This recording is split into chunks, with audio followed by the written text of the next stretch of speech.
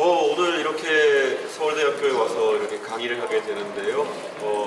제가 1년에 한두 번씩은 와서 이렇게 학생들 만나곤 하지만 탄핵 정국을 맞아가지고 오늘 하는 이 강의가 더 좀 의미가 있는 강의가 될 것이라 이런 생각을 합니다.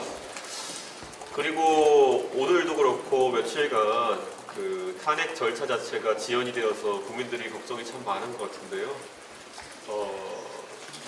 서로 이제 승복을 요구하는 이야기도 나오고 그리고 갈수록 혼란이 더해져 가고 있습니다. 그런데 가장 중요한 것은 헌법재판소나 국가기관의 결정을 신뢰하고 기다리는 것이다. 저는 이렇게 생각합니다. 그래서 우리 개혁신당은 탄핵 표결이 끝난 시점부터 지금까지 탄핵 찬성이나 반대의 분위기에 휩쓸려서 물리적인 행동을 한다든지 이런 것에는 거리를 둬왔습니다. 그만큼 사회 안정과 그리고 시스템을 믿는 정당이기 때문에 지금 이렇게 미래의 비전을 보여주는 데 집중하겠다 이런 생각을 가지고 있습니다.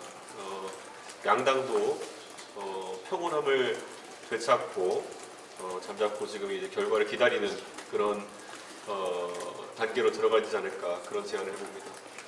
혹시 질문 있으신가요?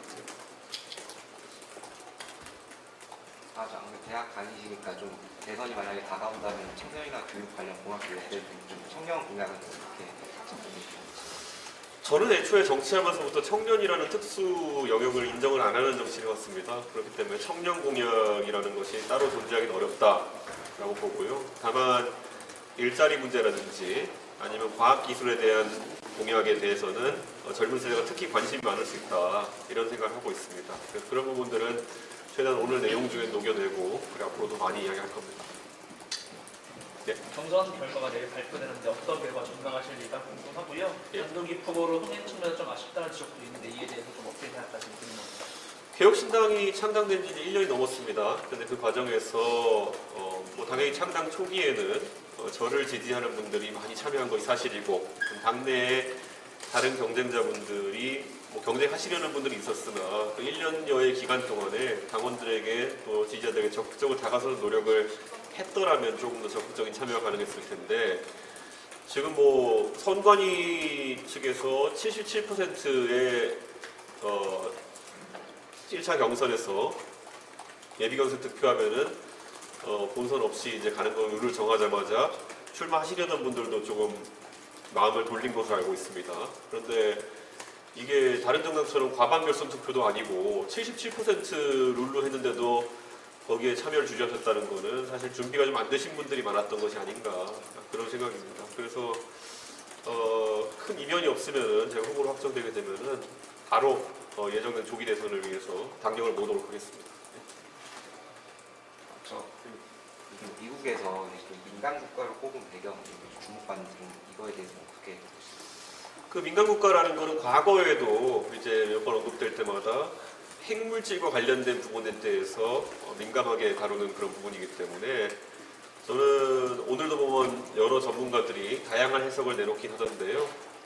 저는 한국의 정세의 불안정성 그리고 과정 속에서 많은 정치인들이 핵 잠재력을 보유하는 부분에 대한 언급을 했고 그리고 무엇보다도 최근에 원전 수출 과정에서 웨스팅하우스와의 그 분쟁 가능성 이런 것들도 다 염두에 두고 판단을 한 것이 아닐까라는 생각을 합니다. 그런데 이것이 잘 아시다시피 바이든 정부 때 이제 지정된 것이기 때문에 최근에 트럼프 대통령이 집권하면서 있는 변화라고 단정짓기는 아직 어려운 것 같다 그렇게 말씀드리고요. 다만 미국 측에서 그렇게 생각한다고 해서 우리가 대선 과정에서나 정치적 논의할 때 핵 잠재력을 갖는 것에 대해 가지고 너무 허황되다든지 아니면 논의 자체를 차단하는 것은 바람직하지 않다 이런 생각을 합니다. 오늘도 이재명 대표가 이런 핵 잠재력 발언들에 대해 가지고 본인의 견해가 다르다는 취지로 이야기했는데 그러면은 과연 이재명 대표의 생각은 무엇인지가 중요한데 아직까지 현실적인 대안은 없는 것 같습니다.